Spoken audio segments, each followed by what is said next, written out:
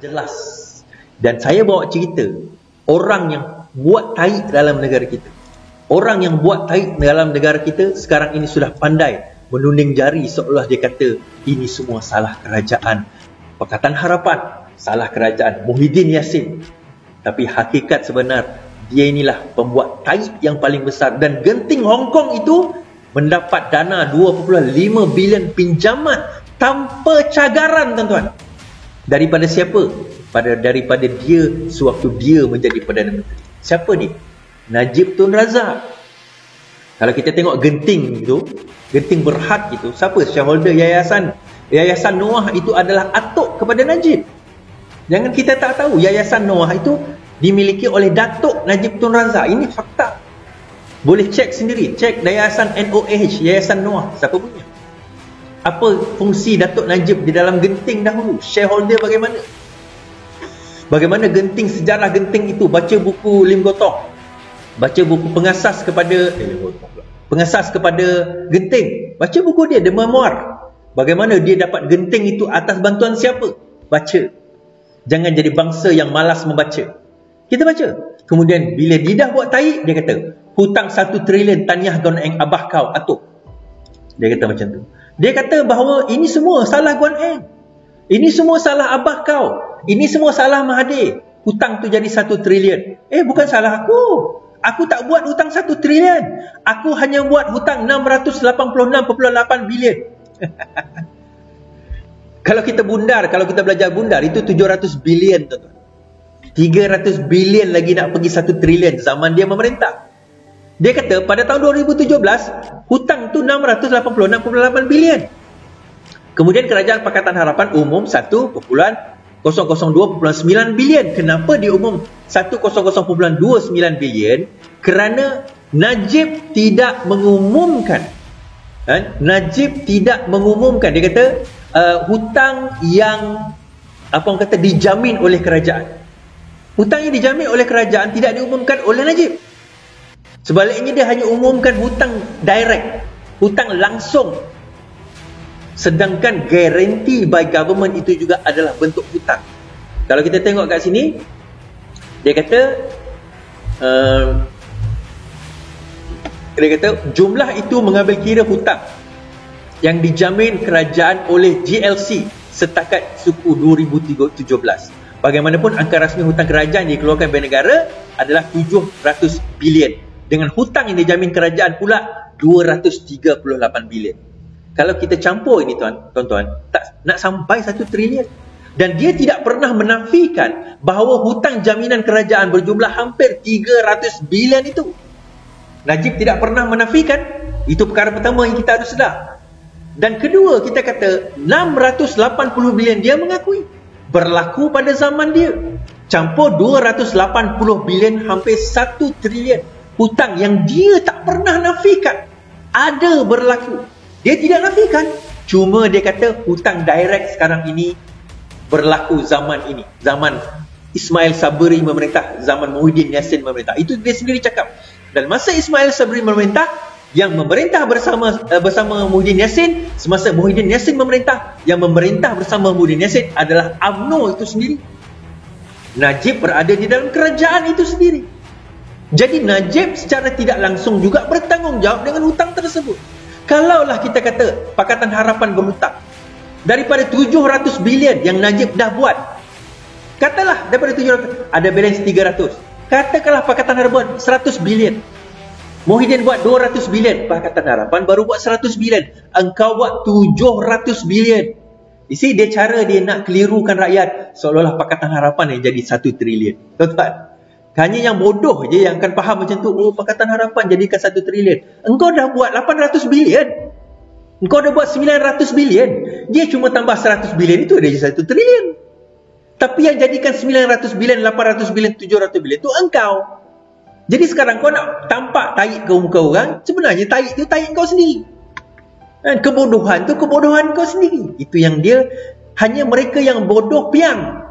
Bodoh dia tak boleh nak kira. Dia bawa betul lah apa Najib, bosku, betul lah apa bosku kata. Bosku tak pernah menafikan dia buat hutang hampir 700 bilion dan jaminan kerajaan hampir 300 bilion.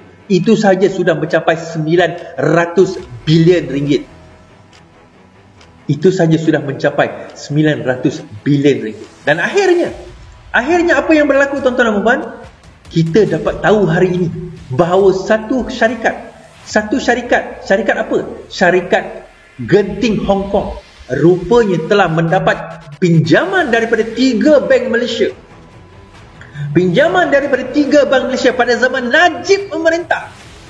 Pada zaman Najib memerintah, Genting Hong Kong mendapat pinjaman 2.5 bilion daripada 3 bank. Ringgit 2.5 bilion ringgit atau 600 juta USD daripada 3 bank, CIMB, Maybank dan juga RHB. Memberi pinjaman tanpa cagaran kepada Genting Hong Kong, tanpa cagaran tuan-tuan. Tak ada collateral. Maksudnya kalau bankrupt lepas ini, kalau declare bankrupt Genting Hong Kong, tiga bank ni kena tanggung hutang bernilai 2.5 bilion ringgit. Siapa owner kepada RHB, CIMB, Maybank? PNB, KWSP.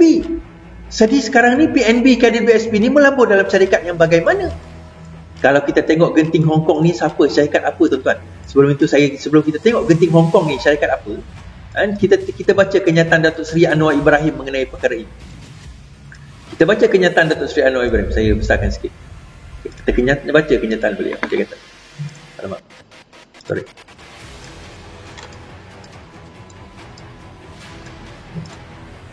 Kita baca kenyataan beliau. Anwar demands MOF to explain why Maybank, CIMB and RHB gave Genting Hong Kong 2.5 billion in unsecured loans. Dan ada yang mengatakan pada waktu itu Maybank atau CIMB, CEO-nya adalah Zafrul. So Zafrul kena explain. Ketua Pembangkang Datuk Seri Anwar Ibrahim memohon kepada Menteri Kementerian Keuangan untuk menyatakan, untuk verify dan menjelaskan berkenaan dengan satu laporan yang Genting Hong Kong telah membuat pinjaman sebanyak 2.5 bilion tanpa cagaran daripada 3 bank Malaysia. Maybank, CIMB dan RHB dikatakan antara the chief creditors, antara pemihutang yang terbesar untuk cruise operator. Dia ni Hong Kong, apa nama? Genting Hong Kong ni dia ni buat kapal cruise tau. Kapal cruise ni biasanya judi lah, senang, judi atas kapal. That was being wound, yang sekarang ni wound up, yang sekarang ni dah dalam proses untuk bankrupt. Dengan kombinasi exposure bernilai 600 bilion USD atau hampir 2, atau lebih 2.5 bilion ringgit menurut satu laporan daripada Straits Times Singapore. Dan macam mana bank membuat keputusan memberi satu pinjaman kepada Genting? Pemodalan Nasional Berhad, Khazanah Nasional Berhad dan juga EPF adalah antara major shareholder dalam ketiga-tiga bank tersebut dan menyebabkan could be exposed to any failure to recover the loans. Kalau mereka tak boleh nak pungut hutang tu, bagaimana bank-bank ini nak buat bayaran? Anwar said it is imperative for the Finance Minister, Tan Tengku Zafrul, to clarify this matter. I'm urging the Finance Minister to answer immediately as to why these banks were allowed to give an unsecured loan to Genting Hong Kong, the Port Dickson said in a statement published on Facebook page. This is because through PNB, Khazanah and EPF, they are the largest shareholders in the three banks. How is it that the guaranteed free loan was given in which such is, he added. The cruise operator filed to be wound up on January 19th, about a week after its German shipbuilding subsidiaries went bankrupt after the coronavirus pandemic hammered the industry. So kalau kita tengok Genting Hong Kong ni syarikat apa tu kan? Genting Hong Kong ni syarikat apa? Kita tengok Wikipedia lah. Genting Hong Kong ni syarikat apa? Okay, kita tengok. Genting Hong Kong ni adalah sebuah syarikat yang memiliki yang membeli kapal-kapal mewah. Kapal mewah ni dia orang biasanya dia berjudi lah atas tu, senang cerita. Sebab dekat international water tak ada masalah untuk berjudi. Antara lain lah di samping cruise ship dan sebagainya kan. Okey, dia mula-mula dia owned by Genting Group sebanyak 17.8%. Genting stake owned by Genting Berhad. Selepas itu akhirnya dia ni pada 93 Genting established Star Cruises Pada tahun 2000, Genting Star Cruises membeli Norwegian Cruise Line, tapi kemudian menjual kepada Apollo Management. 2013, IPO of Norwegian Cruise Line further reduced Star Cruises ownership. Okey, tak apa. Pada tahun 2015, Genting membeli Luxury Cruise Crystal Cruise, Singapore Night Club Zouk, dan majority stake German shipyard Lloyd tak tahu. Pada 2015, Genting also introduced Green Cruise as a newly luxury cruise brand Asia. Nah, tuan-tuan, dalam tu ada duit KWSP, dalam tu ada duit PNB, dalam tu ada duit Khazanah.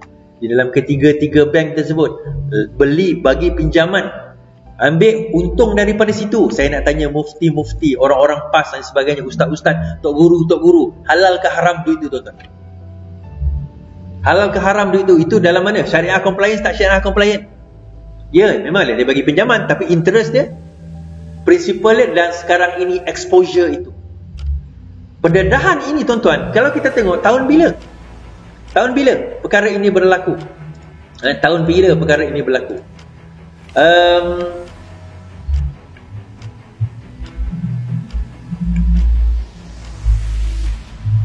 Saya tak jumpa dalam ni artikel ni, tetapi kalau tak silap saya, pinjaman itu berlaku pada tahun 2011.